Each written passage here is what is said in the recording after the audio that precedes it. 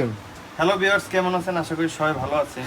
সারা জীবন আমরা দেখছি মানুষের পেটে শুই থাকে, অপারেশনে কেসি রেখে আসে, কিন্তু এ হচ্ছে মোবাইল বাই আসছে হচ্ছে ব্যাটারি চেঞ্জ করার জন্য, আর হচ্ছে ডিসপ্লেটা।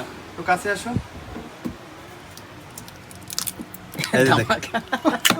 এই দেখেন, এইটার ভিতরে দেখেন কোন ইঞ্জিনিয়ার করছে আমি জানি না। ও আসলে দিয়ে করছে, অ্যাডজাস্ট করছে না।